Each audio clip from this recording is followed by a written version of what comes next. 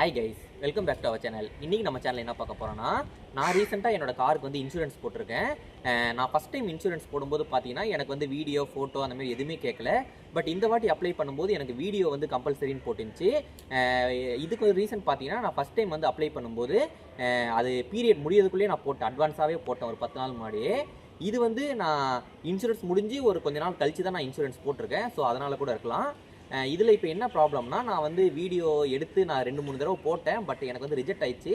அதுக்கப்புறம் தான் எனக்கு வந்து அவங்க கால் பண்ணி இன்ஸ்ட்ரக்ஷன் சொல்லி அதுக்கப்புறம் நான் எடுத்து போட்டதுக்கப்புறம் தான் எனக்கு வந்து வீடியோ அப்ரூவ் ஆகி எனக்கு இன்சூரன்ஸே கிடச்சிச்சு.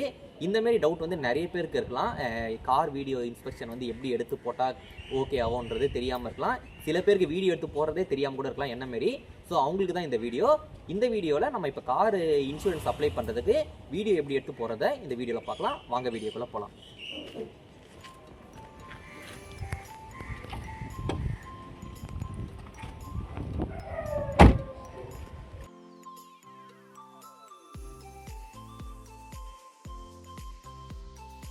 ஓகே கைஸ், வீடியோ எடுக்கிறதுக்கு வந்து ஃபர்ஸ்ட் ஸ்டெப் என்னன்னு பார்த்தீங்கன்னா, நம்ம வந்து கார் டிரைவர் சீட்டில் வந்து உட்காந்துக்கணும்.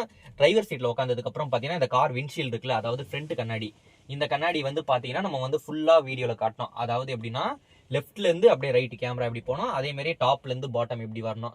நான் வந்து வீடியோ எடுக்கும்போது பார்த்தீங்கன்னா இது வந்து எனக்கு ரிஜெக்ட் ஆயிடுச்சு. என்ன ரீசன் பார்த்தீங்கன்னா, நான் காரை வந்து கொஞ்சம் தண்ணி போட்டு தொடச்சி அப்புறமா வீடியோ எடுக்க போனேன். இங்கே வந்து பார்த்தீங்கன்னா எனக்கு வந்து அந்த வாட்டர் ட்ராப்லெட்ஸ்லாம் இருந்துச்சு. ஸோ இதுக்காக வந்து ரிஜெக்ட் பண்ணிட்டாங்க. அதெல்லாம் இருக்கக்கூடாது, கண்ணாடியை நீட்டாக அப்படியே வச்சு வைங்கன்னு. ஸோ இந்தமாரி சின்ன சின்ன ரீசனுக்குலாம் ரிஜெக்ட் பண்ணுறாங்க. இந்த வீடியோ கரெக்டாக எடுத்து போட்டதுக்கப்புறம் பார்த்தீங்கன்னா அடுத்து என்னன்னு பார்த்தீங்கன்னா, அப்படியே இந்த காரோட இந்த ஃப்ரண்ட் இந்த சைட்லேருந்து அப்படியே போயிட்டு அந்த பின்னாடி கண்ணாடி ஒன்று இருக்குது பார்த்தீங்களா, அது வரைக்கும் நம்ம காட்டணும். அதாவது இங்கேருந்து அப்படியே போய் அந்த இதை காட்டணும். இது வந்து செகண்ட் ஸ்டெப்பு. தேர்ட் ஸ்டெப் என்னன்னு பார்த்தீங்கன்னா, நம்ம வண்டியோட ஓடோமீட்டர் காட்டணும். இதுதான் நம்ம வண்டியோட ஓடோமீட்டர். கிலோமீட்டர் பார்த்தீங்கன்னா 29,163 கிலோமீட்டர் நான் ஓட்டியிருக்கேன். இதிலே பார்த்தீங்கன்னா நம்ம ட்ரிப்பு இருக்கும், பெட்ரோல் ஆவரேஜ் இருக்கும், அந்த மாதிரி நிறைய இருக்கும். எவ்வளோ இது நான் ஓட்டியிருக்கோம் நிறைய இருக்கும். அதெல்லாம் காட்டக்கூடாது. நம்ம வண்டி வாங்கினதுலேருந்து இது வரைக்கும் எத்தனை கிலோமீட்டர் ஓடிருக்கோ அந்த இதை மட்டும் ஒரு ஷார்ட் எடுத்து காட்டணும். அதுக்கப்புறம் பார்த்தீங்கன்னா நம்மளோட டாக்குமெண்ட்ஸ். இப்போ பார்த்தீங்கன்னா நம்மளோட டாக்குமெண்ட்ஸ் வந்து லாஸ்ட் இயர் இன்சூரன்ஸ் காப்பி, அப்புறம் ஆர்சி புக்கு, இது ரெண்டையும் நம்ம வந்து அந்த வீடியோவில் எடுத்து காமிச்சிட்டு அப்புறம் ஒரு நெக்ஸ்ட்டுன்னு ஒரு காட்டும். இது வரைக்கும் பார்த்தீங்கன்னா ஸ்டேஜ் 1 அந்த மாதிரி இருக்கும்.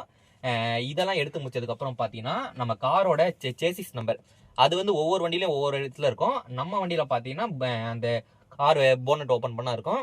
நம்ம இப்போ கார் போனட்டை ஓப்பன் பண்ணி அந்த சேசிஸ் நம்பரை காமிச்சிட்டு அப்படியே அந்த இன்ஜின் செட்டப்பையும் ஒரு தடவை நம்ம காட்டணும். அது காமிச்சதுக்கப்புறம் தான் ஃபைனல் ஸ்டெப். வாங்க ஃபர்ஸ்ட் நம்ம இது எப்படி இருக்குன்றதை பார்த்துடலாம். போனட்டை ஓப்பன் பண்ணிக்கிறேன்.